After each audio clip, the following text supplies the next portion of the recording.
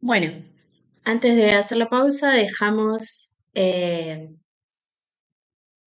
castillo de Otranto. Estábamos hablando entonces del plan de Manfred de casarse con Isabel y cómo eso es entendido como una especie de incesto, ¿no? Por ese vínculo tan cercano que hay entre ambos, porque él la ha criado, ¿no? Y también esta cuestión de que ¿qué dice él mismo acerca de su propio matrimonio? ¿Qué va a hacer? Va a intentar buscar el divorcio, aludiendo a que son primos en cuarto grado con Hipólita. ¿Y Entonces cuál es va a en usar el realidad mismo recurso. el motivo por el que desprecia a su esposa? O sea, ¿qué palabra aparece ahí también asociada a lo femenino? Porque le había dado un hijo enfermo, puede ser, no me acuerdo qué palabra utiliza. En Sí, realidad es la de esterilidad, porque dice como que no puede tener más hijos varones, entonces ahí se cortó la descendencia. exactamente, ¿no? O sea que fíjense que estamos hablando de cuestiones que están muy vinculadas a lo femenino, ¿no? Y al vínculo entre esos personajes femeninos y el poder masculino. O sea que él en realidad quiere tomar como en sus manos el poder que solamente tiene, si pensamos que estamos hablando de una sociedad cristiana, el Papa, y deshacer ese matrimonio en realidad por un deseo personal, digamos, ¿no? Porque no es, la mujer evidentemente no había sido estéril porque le había dado dos hijos, eh, pero bueno, por una cuestión más vinculada a lo económico y al poder, sobre todo en el caso de Manfred, quiere casarse entonces con Isabel. Bien, entonces, por supuesto, ¿no? Ella lo rechaza y fíjense, ¿no? Como al final, digamos, de ese diálogo, él le va a decir al narrador, con estas palabras cogió la fría mano de Isabel, que estaba medio muerta por el horror, y ella gritó y se apartó de él. Manfredo se levantó para perseguirla, cuando la luna, que se encontraba alta, se reflejó en la ventana de enfrente y presentó a su vista el penacho del aciago yelmo, ¿no? O sea que fíjense que siempre, porque ya vamos a estar construyendo esa atmósfera de terror que más allá de que pueda causar gracia hoy, tenía que ver con eso, ¿no? Con generar esa escena, ¿no? Donde él está tratando de agarrarla, ella grita, empieza a escapar, está la luna y está el penacho del casco, que es como el recuerdo de qué tipo de elementos. El elemento sobrenatural. Exacto. Y hay otra situación sobrenatural que había pasado antes también, me parece. ¿Qué pasa con el cuadro? A continuación es que el retrato del abuelo Se suspira. mueve. Sí. Bien, sí. O sea que ahí empezamos a ver cómo funcionan una cantidad de elementos sobrenaturales. Primero la estatua, después el retrato, ¿no? Y que al mismo tiempo están cargados de una simbología, porque tienen que ver con la herencia, digamos, ¿no? Y con la legalidad de la propiedad. Y después va a aparecer el gigante, que es como un fantasma, en el mismo Sí, capítulo, creo. Porque sí, imprimí todo el archivo y venía con el 2 de bonus track y pensé que era parte del sí. uno.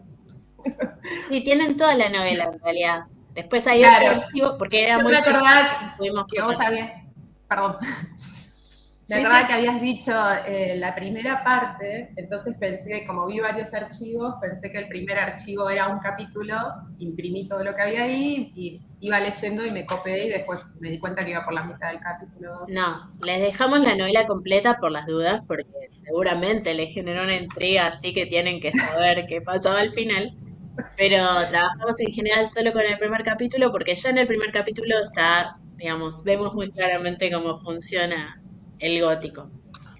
Sí, iba a Bien, decir una cosa de eso, perdón, en la ¿sí? primera hora, pero bueno, hasta no quería spoilear nada. que me llamó la atención cuando seguí leyendo el 2, que todo lo que estás comentando está como súper condensado en el capítulo 1 y en el 2 pierde fuerza, es como que se pincha, como que se concentran en otras cosas y toda esta atmósfera que vos estás describiendo, todos los elementos característicos, bueno, toda la creación de ese ambiente tan particular, en el 2 queda como medio desdibujado. Y no sé si tiene que ver con algo en particular, porque al 3 no, ya no llegué, o si es algo que tiene que ver con el tipo de escritura, o en realidad nada, puso Sí, como toda la no, carne al asador al principio, sí, al después ya no sabía qué comienzo. más meter. Sí, sí, sí. Sí. Sí, porque ya les digo, es una lectura que si bien se hace rápida, no es así muy interesante en cuanto a lo literario. O sea que él va llevando la historia, ¿no? Y van al convento, hasta que obviamente se vuelve al equilibrio al final cuando los legítimos herederos vuelven, ¿no? A gobernar en el castillo. Era bastante obvio, digamos, ¿no? Que hacia ahí nos dirigíamos. Y el villano es castigado, ¿no? Todo lo que debe suceder. O sea, el bien triunfa sobre el mal en el gótico. Porque eh, hay también como esta visión en general en este momento, por lo menos, ¿no? Hay un Hay una idea de restablecimiento. la... Ah, eso iba a preguntar, si hay una idea de la vuelta del orden al final de las novelas. Sí, sí, sí. En general, digamos que la heroína logra escapar, virtuosa siempre, digamos, ¿no? Y puede, digamos, casarse con su verdadero amor o, bueno, recuperar su herencia y el malvado es castigado. Por eso también decía yo que a medida que o sea, que nos vamos acercando al presente, en las reescrituras del gótico todo se vuelve mucho más ambiguo, ¿no? Y el tema del mal, al internalizarse, también es más difícil hacer que el bien triunfe sobre el mal si el mal está en el interior de uno mismo, digamos, ¿no? Bien. Una pregunta, Eh, esta vuelta sí. al orden, este restablecimiento, ¿tiene que ser siempre es siempre positivo? O sea, ¿siempre el bien triunfa sobre el mal o es relativo? No, en estos casos sí, lo que pasa es que a veces, digamos, en estas historias donde lo sobrenatural existe, a veces queda como que, bueno, esas presencias fantasmales, ¿no? Los espíritus, las maldiciones existen, pero en general se aplican más a los malos que a los buenos, ¿no? O los buenos los sufren, pero logran escapar de eso. Sí, Gracias. también pensando en la restauración del orden, eh, para mí va más por el lado de los herederos legítimos, o qué entendemos por bien y mal, porque está Sí. esa cita bíblica que dice que estarán malditos hasta la cuarta generación, y es el abuelo de Manfred, o sea, el bisabuelo de Conrad, y sería la cuarta generación, Conrad y ¿cómo se llama la chica? Bueno, Y, ay, se me fue el nombre de la hermana. algo con Matilda. M. Matilda. Sí, Matilda, Matilda. Y bueno, y ellos en realidad son inocentes. Hipólita, pobre, también no tiene nada que Sí, ver. Es y una la maldición. maldición cae igual. Sí. Y eso también tiene que ver, vieron que yo les decía que el gótico en general es una narración que muestra, digamos, como la inestabilidad, el desequilibrio, pero Walpole era un aristócrata. Entonces, de alguna manera, ese restablecimiento del orden y que las propiedades vuelvan a sus legítimos herederos tiene que ver con esa visión más reaccionaria, digamos, ¿no? Más tradicional que él va a defender. Ujú.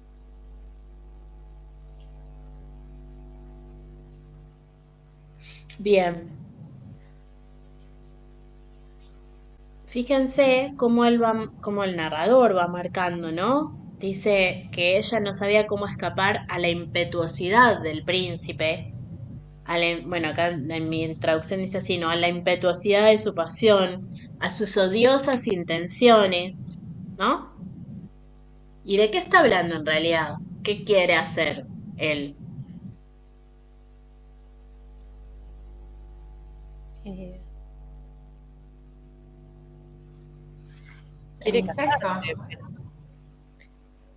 casarse, ¿no? Pero casarse también implica, digamos, como no, implicaba como una violación, Claro, sí, sí, ¿no? está como...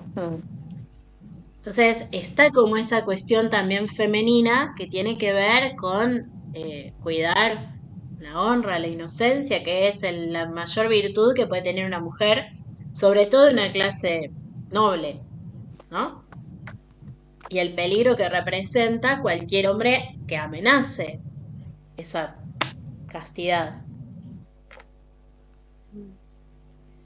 Sí, y también pensaba en relación al final esto del restablecimiento del orden, digamos, y el bien y el mal, porque, bueno, spoileo total, no pasa nada, pero al final aparece el verdadero padre de Isabela Isabel. y hacen un pacto recontrapatriarcal de intercambio de hijas, que es un espanto, digamos. Las dos chicas tienen que Sí, casarse con el viejo, digamos. Y me parece claro, que por eso yo les decía que la perspectiva de la novela gótica, que puede ser, que puede mostrar las tensiones sociales y los desequilibrios, a veces termina volviendo a ese orden más ligado a la autoridad patriarcal, a lo aristocrático, ¿no? No necesariamente tiene que ver con unas fuerzas revolucionarias. Aunque evidentemente, dicen, ¿no? En general todos, expresa, o sea, toda esa cuestión del miedo, del temor, y tiene que ver también con esa época de inestabilidad, y con que estas clases aristocráticas se sentían de alguna forma interpeladas, digamos, ¿no? Y problematizado ese orden.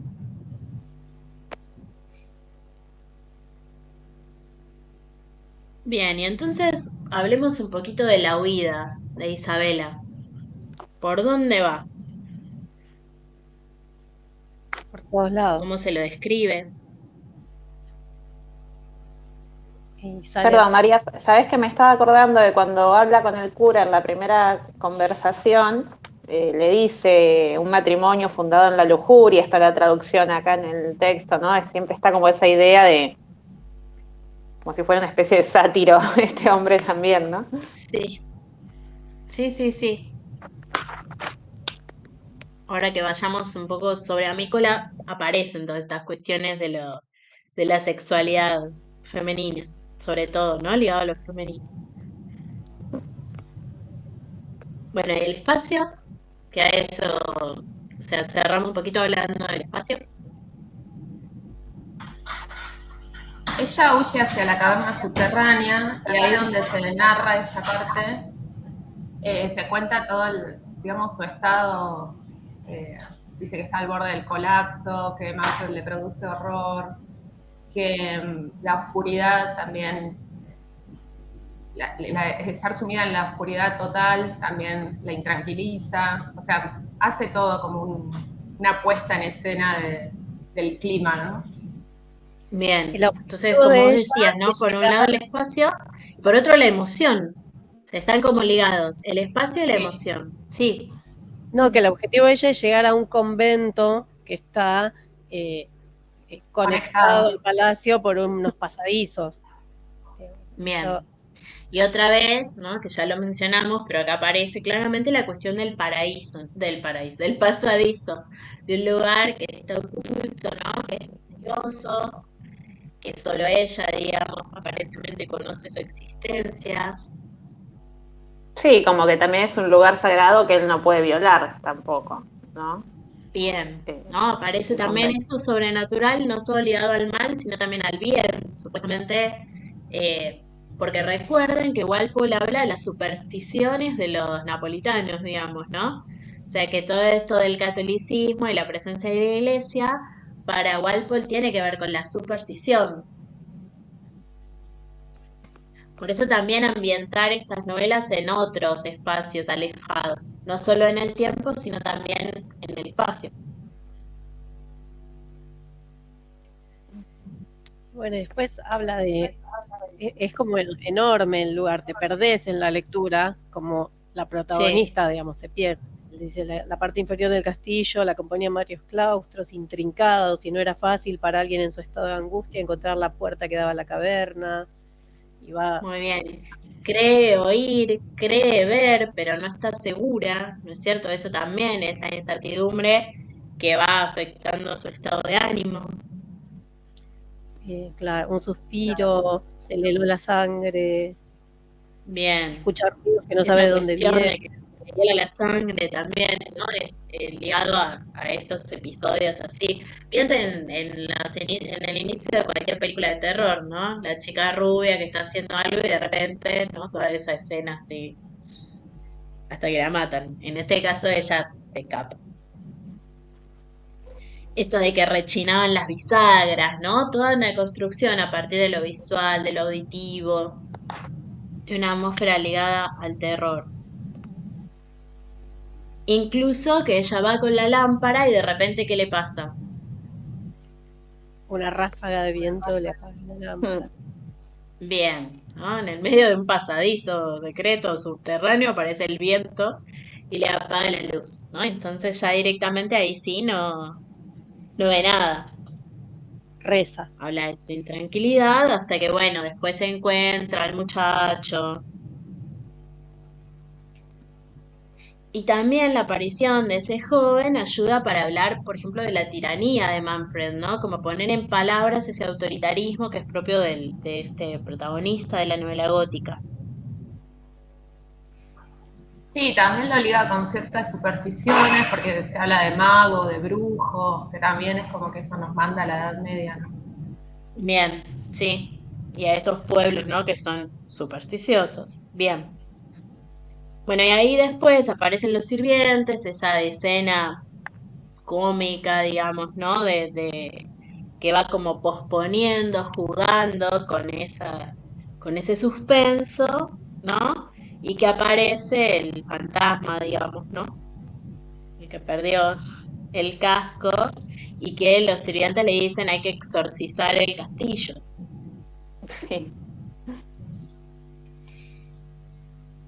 Y al cerrar el primer capítulo, de nuevo, ¿no? El cariño y la obediencia de la mujer, que va junto a Manfred, y como a él se le ocurre una idea, dice, o en realidad en mi traducción dice, el siguiente paso de su alma fue de una exquisita maldad, ¿no? Esa cuestión del mal, pero así como una mente siniestra, dedicada al mal. Tiene algo de teatral, ¿no? Es como que da para la puesta en escena algunas partes. Sí, sí.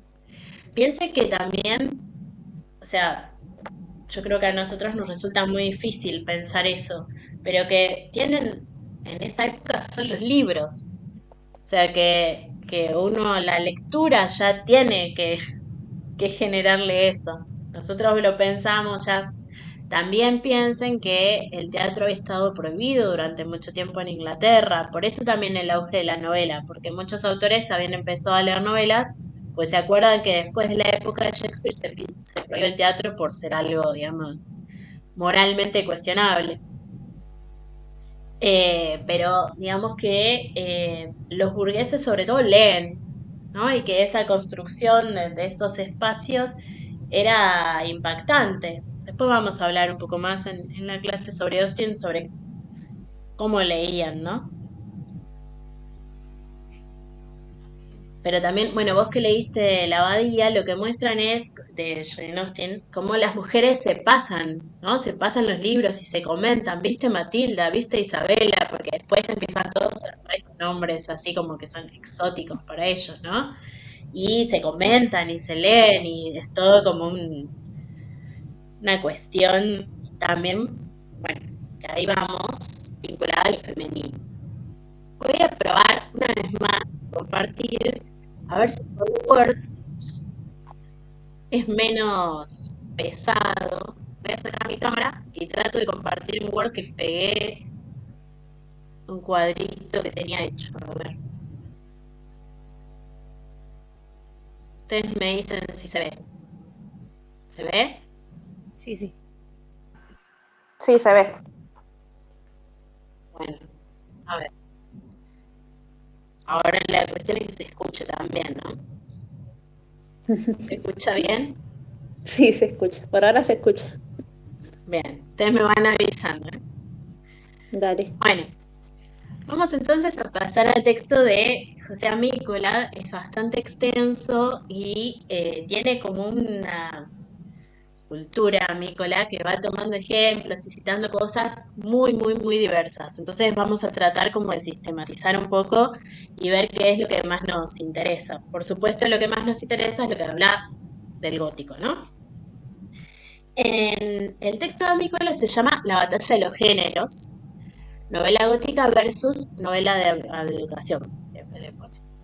Porque el Bildungsroman, que es la palabra original para hablar de novela de aprendizaje o novela de educación, es una palabra obviamente alemana que tiene diferentes traducciones.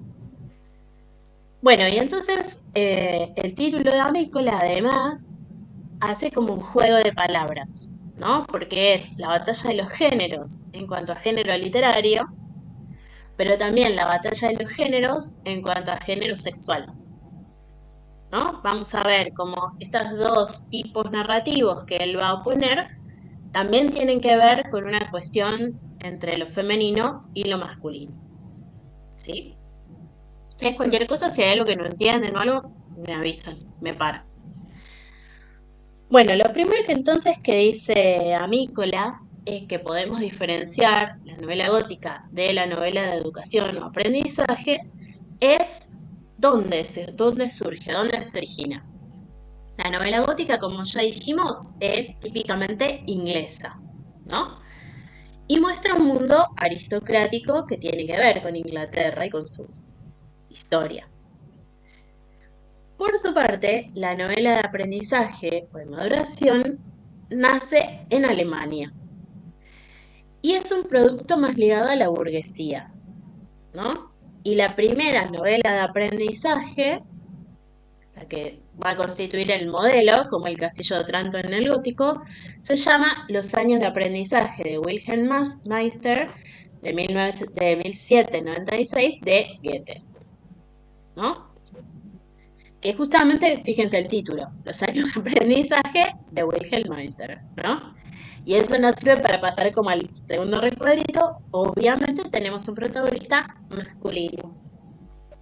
Y lo que va a contar la novela de aprendizaje o novela de maduración es ese proceso de educación o de formación.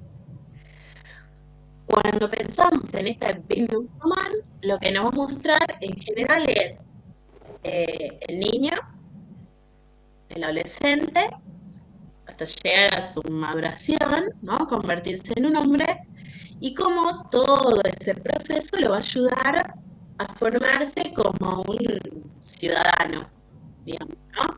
A insertarse en la sociedad y cumplir la función que debe cumplir. ¿Sí? Por el lado de la novela gótica, lo que dice Amícola, que estuvimos viendo, es que la novela gótica tematiza lo femenino, ¿no? Bueno, porque tiene en un lugar central un personaje femenino, pero además porque está ligado al exceso, ¿no? Que desde la perspectiva patriarcal, la que es excesiva es la mujer, y también ligada a lo emocional, a los sentimientos, ¿no?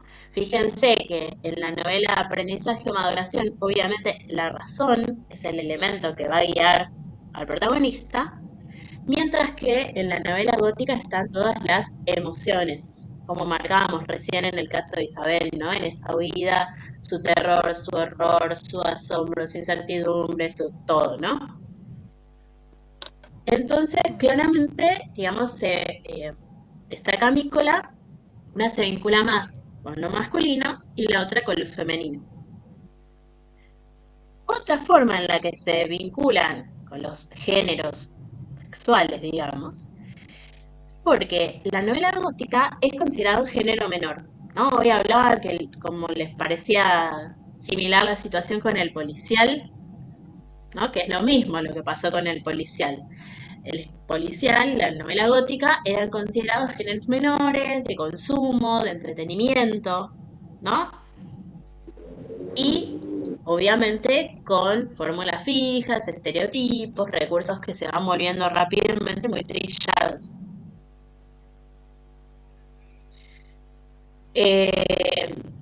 En cambio, el Bildungsroman es considerado un género elevado. ¿Por qué? Bueno, porque es una forma de literatura didáctica o educativa. ¿Se entiende? O sea, cumple con una función social. Muestra ese camino del personaje y al mismo tiempo representa como un modelo a seguir para el que lo lee. ¿Sí? ¿Estamos bien hasta acá? Sí. Bien. A ver si puedo pasar a la segunda. Después ya me empezó a pegar más o menos todo el cuadro, pero bueno. ¿Se ve lo del mal? Sí, Sí, sí. Bien. Entonces dice, bueno, la novela gótica aborda el tema del mal, ¿no? Que ya lo hablamos también. Que dice que es un fenómeno del que no puede dar cuenta la razón iluminista. ¿Por qué? Por esto que yo les decía, porque si uno racionalmente puede distinguir el bien y el mal, entonces ¿por qué tendría que existir el mal? ¿No? Si uno conoce el bien. Entonces es un tema del que el iluminismo no se ocupa demasiado. También el gótico es la cuestión central, ¿no? El mal. Y también lo que vamos a ver es que también lo mencionamos, la diferencia entre el bien y el mal se va haciendo cada vez más difusa, como que deja de haber un marco de referencia que sea confiable, ¿sí?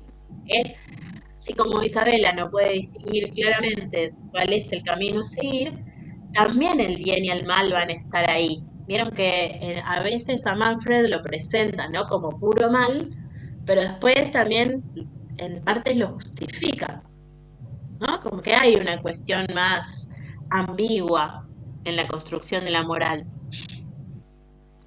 En cambio, obviamente, si yo estoy construyendo una novela educativa fundada en la razón, bueno, lo que muestra el Bildungsroman, novela de aprendizaje, es que la educación nos tiene que ayudar a distinguir el bien y el mal, lo bello y lo feo, con claridad, y el protagonista va a ir aprendiendo a tomar las decisiones correctas, digamos, ¿no? Obviamente vinculadas con el bien, con lo bello. ¿Sí? Ujú.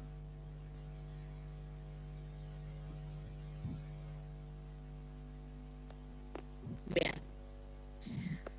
Un nuevo aspecto que menciona Nicola es que la novela gótica es una novela del espacio.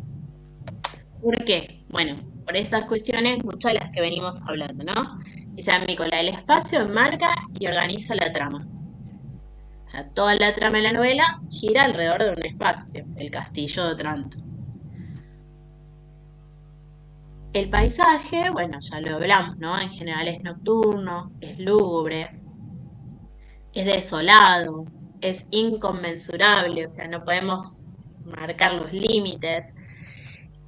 La naturaleza es indómita, está en un estado salvaje, o por lo menos silvestre, ¿no? Como veíamos en Wordsworth. Y ahí aparece algo que es un término que se empieza como a estudiar en esta época, que es lo sublime, ¿no? ¿Iban a decir algo? No, perdón, capaz que fui yo, pero No pasa asentía nada. nomás. Bien. Estos autores, Longino y después Edmund Burke, que van a leer todos los románticos y Walpole también, elaboran una distinción entre estos dos términos, lo sublime y lo bello, ¿no? Y lo que dicen es esto, cuando uno está frente a lo sublime, lo aborda una emoción violenta, un estremecimiento, ¿no? Uno se siente como desbordado por lo que está viendo. Lo que uno ve es tan grandioso que genera cierto efecto de temor, ¿no? O sea, uno lo admira, pero al mismo tiempo le da como una sensación de inquietud. En cambio, lo bello es aquello que genera serenidad, equilibrio, paz, ¿no? Como que en el alma del que lo contempla es puramente, se genera esa calma. Les doy mi ejemplo, mi viejo ejemplo, ¿no? Yo pienso en lo bello paisaje del sur, digamos, ¿no? El lago, la montaña, tranquilos, digamos, ¿no? En general, el lago que no tiene demasiado movimiento, ¿no? Y lo sublime, en cambio, sería aquello que es como que nos hace dar cuenta de nuestra propia pequeñez, digamos, ¿no? Por ejemplo, las cataratas, ¿no? ¿Vieron cuando uno va ahí como más, no sé, en la garganta del diablo? Que por un lado es hermoso, pero por otro lado uno siente así como que es peligroso también, ¿no? Y es como esa sensación más ambigua. O sea, como que ese sentimiento es el que tratan de representar con el término de lo sublime. Otro ejemplo que se me ocurre a mí, que no conozco, pero que está ahí en mi lista de pendientes, el glaciar Perito Moreno, ¿no? Vieron como algo que es como muy grande, muy amplio, donde uno siente realmente su insignificancia, digamos, ¿no? Frente a otros paisajes que son más tranquilizadores, no sé, el campo plantado, sembrado. ¿Se entiende? ¿Los ejemplos? Sí, sí, perfecto. Como el deleite y el horror eh, en el mismo momento. Exactamente. Muy bien. Piénsenlo. Yo supongo que ya empezaron a leer Frankenstein. Pero si no empezaron a leer Frankenstein, cuando empieza a describir los paisajes donde se mueve, Walton, ¿no? Con el narrador con el que comienza la novela, que está haciendo una excursión al polo. Entonces, ahí aparece ese sentimiento de lo sublime. Y vayan marcando, ahora que ya lo vimos, en qué momentos el propio Víctor Frankenstein va a ver a la naturaleza sublime o la belleza de la naturaleza. Hay momentos en los que la descripción de ese mundo natural tiende a lo sublime o tiende a lo bello. ¿Sí? Bueno, entonces decíamos, el gótico tiene que ver con el espacio, ¿no? María Negroni, que es poeta, dice el gótico es una emoción del espacio. Y tiene otra imagen que a mí me encanta que dice que el castillo es una gangrena en el costado del iluminismo, ¿no? Es algo que lo va como consumiendo, que lo va enfermando, que nos hace justamente dudar de todas esas certezas que teníamos. Bueno, eso es el gótico. ¿Qué pasa con la novela de aprendizaje? Bueno, está organizada en función del tiempo. ¿Por qué? Porque el tiempo, el paso del tiempo, es lo que permite la idea de maduración, ¿no? Hay distintas etapas en ese proceso de maduración que yo recién les marcaba. En general, en la novela de aprendizaje, o por lo menos en las más tradicionales, aparece la niñez, aparece la adolescencia y finalmente la madurez, ¿no? También se las llama novelas de educación porque muchas veces aparece eso representado, el colegio, ¿no? Y cómo esa formación va cambiando al protagonista. Bien, hay que adelanto un poquito más. ¿Puedo preguntar algo? Sí. Amícola compara estos dos géneros porque se hacen fuerte en cada uno de sus lugares de origen en el mismo periodo histórico, porque no tengo muy claro lo de Alemania con la novela de aprendizaje, Sí. exactamente, la cronología. Sí, fíjate que el Wilhelm Meister es de 1796 y el castillo dijimos que era de... perdí el castillo. 1764. 1764. Claro, mediados del siglo ¿No? O XVIII. sea que ambas. son así como bastante contemporáneos. Entonces, uno representa justamente esa idea más racionalista, la visión de mundo que tiene que ver también con la burguesía y con Alemania. La otra representa una visión de mundo un poco más conflictuada, y está más vinculada al territorio inglés y a la clase aristocrática que todavía pervive en Inglaterra y que está ahí como más amenazada por, bueno, por los ecos de la Revolución Francesa, ¿no? Como dijimos. Gracias. Bien. Bueno, entonces, seguimos con el castillo. El castillo, dijimos, bueno, es un espacio que se va a tornar simbólico, que va a ser ambiguo, que es un símbolo, por un lado, del poder y del aislamiento feudales, ¿no? Dice Amícola, o sea, esa aparición de la aristocracia tiene que ver, o esa presencia de la aristocracia como clase tiene que ver con el castillo. El castillo representa ese poder tiránico, ¿no? Y que puede hacer lo que quiera porque además está como aislado, nadie lo controla o lo vigila. Por eso también dice, bueno, es un símbolo de la opresión que ejerce el señor sobre sus súbditos, la tiranía, ¿no? Que podemos ver en el sistema feudal. Y también el castillo, como lo vimos, es un espacio que es asfixiante, un espacio que es claustrofóbico, ¿no? Porque al estar aislado se transforma en una especie de prisión, ¿no? Para Isabel va a ser como una especie de prisión, por eso tiene que escapar, justamente. ¿Va bien? Ujú. Bien. A ver. Bueno, hoy que mencionaste a Sade, que ahora que decís esto, también ocurre, estoy pensando Sí. en algunos pocos textos, pero que ocurren también en el ámbito del castillo, en esas Esto de la reclusiones. Sí. Ay, perdón, me escuché. Sí, sí, con estos personajes aristocráticos, decía, sí. Sí, claro. No, y hay una escena, creo que es de Justine, que también ella va bajando por unos pasadizos y lleva unos sótanos, que me hacía Sí. acordar. Obviamente el destino es mucho peor, no se encuentra con ningún héroe Sí. salvador. No. Y además ahí tenemos, bueno, justamente la heroína gótica que no pierde su honradez en ningún momento. Bueno, Justin no puede decir lo mismo. Digamos, la heroína gótica logra escapar de la violencia patriarcal.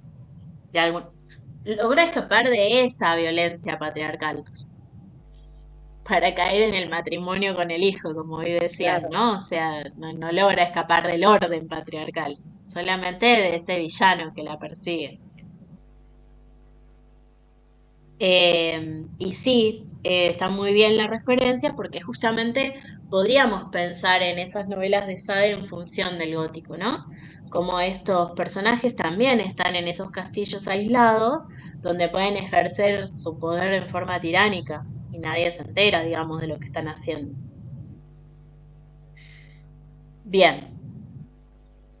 En cuanto a la trama, ¿no? Lo que se va a contar en estas novelas, por un lado tenemos que la novela gótica tiene una trama laberíntica también, ¿no? Porque fíjense que, como bueno, recién Carolina contaba, ella se escapa, pero la trama va para otro lado, ¿no? Y muchas veces lo que va a pasar en otras novelas es que se escapa, llega a un lugar y después la encuentra, entonces tiene que escapar a otro lugar, y entonces es como una persecución la trama de la novela. Y también lo que dice Amícola es que, bueno, esto obviamente contribuye a que no haya una linealidad clara, porque también se hace muy presente el pasado. ¿Cómo aparece el pasado en el gótico? O en esta novela que ustedes leyeron hasta el capítulo 1 por lo menos. El cuadro del abuelo, la estatua de Alfonso el Bueno. En lo sobrenatural, digamos. La En lo profecía. sobrenatural. Sí, en todos esos aspectos, esas presencias sobrenaturales, como siempre, digamos, el fantasma que es algo no resuelto del pasado, digamos, ¿no? Que sigue estando ahí hasta que, bueno, justamente se pueda volver a un cierto equilibrio. Entonces, esa cuestión del vaivén entre el pasado y el presente también tiene que ver con esa presencia del pasado en el presente y que, como dice Amícola, en la novela gótica el tiempo y el espacio son subjetivos. ¿Por qué? Porque están siempre vistos en función de las emociones y de la experiencia anímica de los personajes, ¿no? Nosotros vemos que Isabela corre, ¿no? Y no sabemos cuánto dura esa persecución, pero parece que fuera larga, digamos, ¿no? Porque ella lo siente como algo difícil y que costoso, ¿no? Entonces vemos cómo pasa el tiempo en función de la experiencia del tiempo del personaje. Y lo mismo el espacio. El espacio es amenazante para ella, digamos, ¿no? Desde esa perspectiva subjetiva.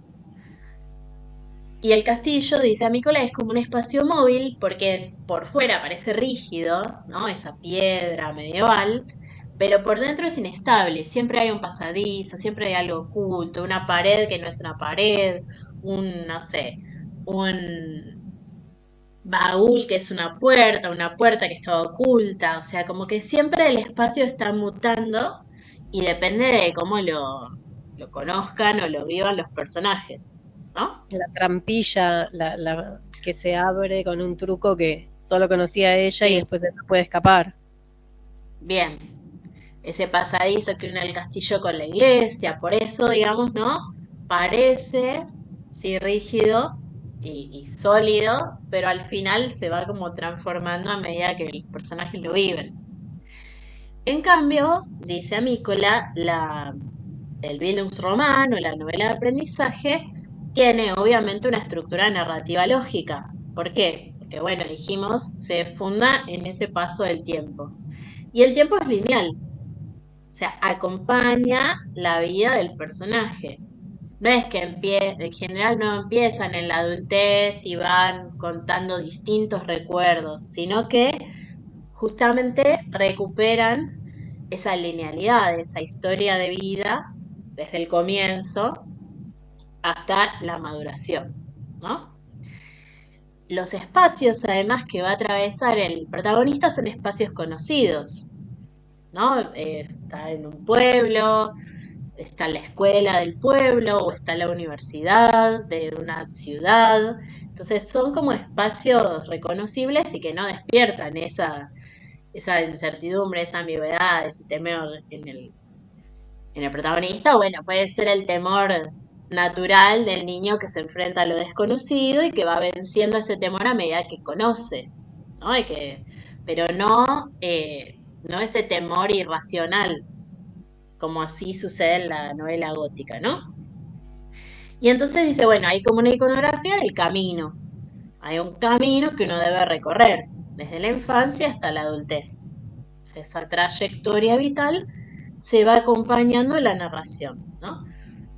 Tenemos un narrador que cuenta cronológicamente cómo va sucediendo esa formación y esa educación.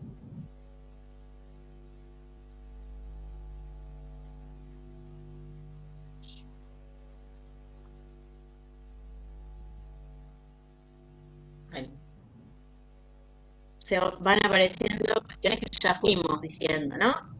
El motivo recurrente que es el pasaje subterráneo o el pasaje secreto, la línea de escape hacia lo desconocido, ¿no? O sea, siempre va a haber escapes, pero siempre van a escapar hacia algo que tampoco conocen y que de nuevo va a generar más incertidumbre.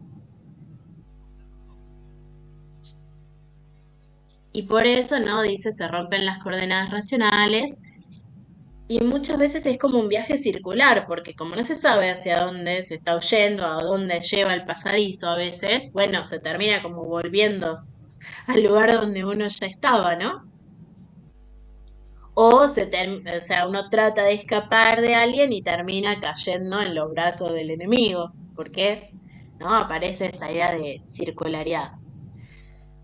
Mientras que en el Bildungsroman tenemos, bueno, de nuevo, la línea recta y el mundo de lo público, ¿no? Porque la educación también es en el mundo de lo público, no está como oculto como el pasadizo, no es secreto, sino que es algo que también tiene que ver con lo social.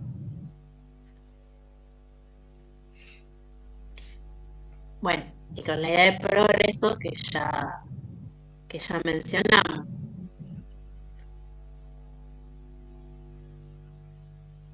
Después dice Amícola, tenemos, ¿no?, el gusto por la extensión, que también lo mencionamos hoy, ¿no? En general las novelas góticas, esta es bastante breve, pero después se vuelven cada vez más y más extensas, ¿no? Y eso tiene que ver, dice él, con la utilización de una fórmula, que es da capo. No sé si alguien conoce, sabe de música o toca algún instrumento. Da capo es una expresión en... Desde el comienzo, volver a empezar. No te escuché, se cortó un poquito. Da capo, como volver a empezar desde el comienzo, quiere decir, ¿no? Exacto, sí. ¿No? ¿Vieron cuando en una pieza musical da capo significa que volvés al inicio y volvés a tocar lo mismo? Entonces, lo que dice Amícola es que en la novela gótica hay una compulsión a la repetición, ¿no? La heroína escapa y la atrapan, vuelve a escaparse y la atrapan, vuelve a tratar de escaparse y la atrapan, y así, ¿no? O escapa de un fantasma, aparece otro, escapa de un peligro, aparece otro, ¿sí? Pasa por un pasadizo y llega a otro. Entonces, como que esa idea de lo que se reitera, de la circularidad, tiene que ver con la construcción de la novela gótica. De nuevo, piensen cuando lean Frankenstein en estas ideas, cómo se va construyendo el vínculo entre el doctor Frankenstein y la criatura, ¿no? Lo dejo para la próxima.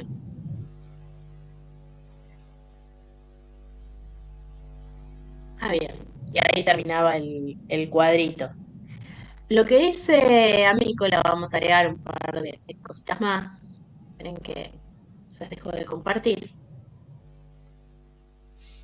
Es que la novela gótica entonces tematiza lo que son los temores femeninos, ¿no? Cuando él compara, ¿no?, y asocia con los géneros sexuales. Dice, bueno, la novela gótica tiene que ver con todos esos temores femeninos, el acoso, la violación, la infertilidad, el incesto, el parto también, porque piensen que en esa época cada parto era un peligro de muerte, digamos, ¿no? Entonces, también la cuestión de la maternidad podía representar parte de los temores femeninos.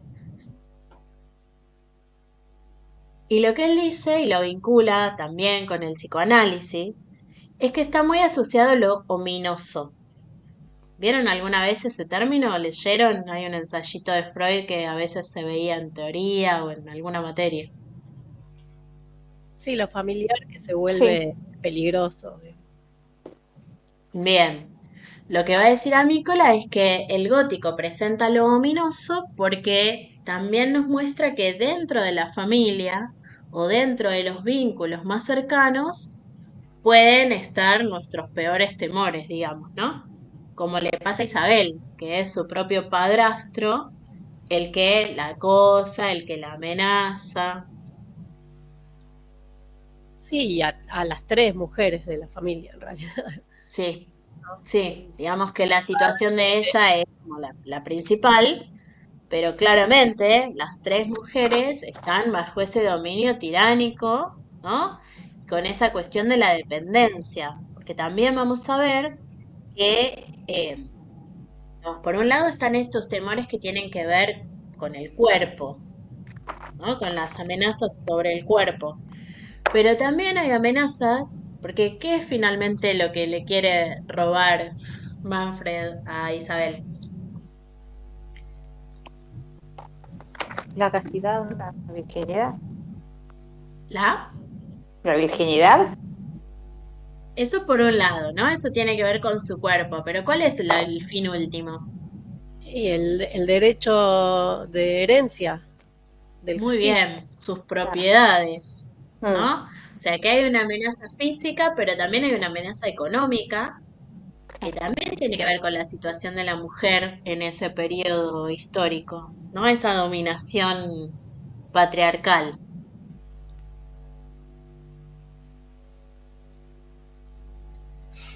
sea, esa cuestión de que tus bienes pueden ser usurpados en cualquier momento, ¿no? Tiene que ver con esa representación del hombre como un tirano, con esa autoridad. Y también la cuestión del encierro, ¿no? Como las mujeres siempre están como amenazadas por el encierro, porque es el hombre, digamos, el padre o el marido, el que decide si La pueden única o no salida salir. honrosa que tienen siempre es el convento, ¿no? Claro, pero en el convento, ¿qué van a encontrar finalmente? Y seguridad. Seguridad y encierro, porque en realidad va a ser como un convento de clausura, dice ella, Claro, ¿no? por eso me digo, su única salida también es encerrarse, pero bueno, del Sí, otro sí, lado del monstruo, digo. sí. O sea, aceptar una autoridad u otra, pero perder independencia. Obviamente, la lectura de Amícola está, digamos, filtrada por todas estas lecturas acerca de las cuestiones gender, porque vieron que, y eso él lo explica al comienzo, en inglés uno tiene como dos palabras. Una es genre, que habla del género literario, y otra es gender, y eso tiene que ver, digamos, con el género sexual, ¿no? Sí, femenino, masculino. Ahí lo puse en el chat, que es lo que supuestamente se ve. Entonces, genre y gender. Pero dice Amícola, bueno, como en español usamos siempre género, eso le permite ese juego de palabras, digamos, ¿no? Que la batalla de los géneros sea entre distintos géneros. Bueno, entonces, como decimos, los horrores góticos, dice él, tienen que ver con los síntomas de ansiedades, de malestares sociales de ese periodo,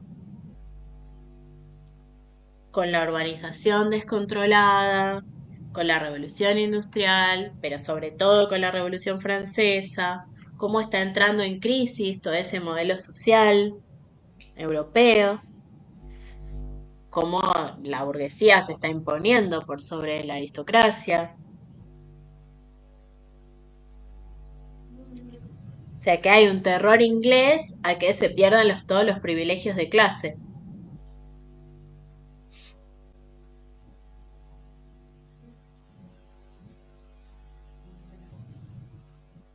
Y todas las leyes viejas de primogenitura, de propiedad y todo lo que tiene que ver con el patriarcado, también empiezan como a sufrir ciertos embates.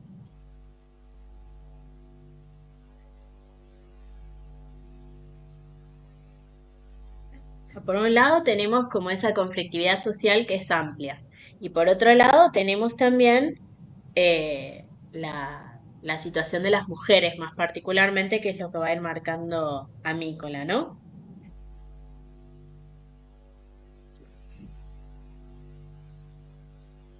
Y como ya les dije, otra cosa que menciona él es como estas novelas muchas veces o son, digamos, como un anticipo de lo que va a plantear Freud en el psicoanálisis, ¿no? Que hay algo reprimido, esos deseos inconfesables que están ocultos, ¿no? Porque también lo que van a decir otras autoras es que eh, en el centro del castillo gótico siempre están, digamos, como o el cadáver de una mujer siempre hay algo que está ahí oculto, o ese deseo incestuoso de Manfred, ¿no? Y que va a salir a la luz en este tipo de narrativa. Bien, creo que eso es todo, porque después había buscado algunas imágenes y eso, pero si pongo la imagen, se me cierra todo.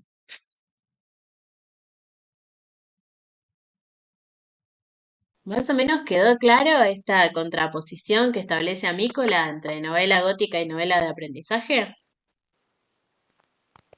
Sí, Sí, sí.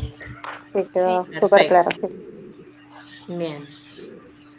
Porque nosotros no vamos a leer el texto de Goethe, pero sí van a ver que algunas de de las obras que vamos a leer más tarde podrían ser entendidas como Bildungsroman, ¿no? O sea, como nuevas modulaciones del Bildungsroman, o Bildungsroman más clásicos, como puede ser Retrato del artista adolescente de Joyce, clásico en el sentido de que es un personaje masculino que va a la escuela, ¿no? Que cuenta la niñez, la adolescencia, la madurez. Y después vamos a ver también la cuestión del Bildungsroman femenino, que va a adquirir otras características, obviamente, porque ¿qué pasa con la educación de las mujeres? O sea, obviamente el personaje protagónico es masculino porque la mujer no va a la escuela, básicamente, ¿no? No hay una idea de formación pensada para la mujer. Pero, obviamente, la crítica recupera todas estas ideas, ¿no? Estas apreciaciones críticas sobre este género. Y, por ejemplo, en Frankenstein también podemos ver un Bildungsroman. ¿De quién? El doctor Frankenstein. Del doctor Frankenstein, por un lado, y ¿de quién más? De la criatura. De la criatura.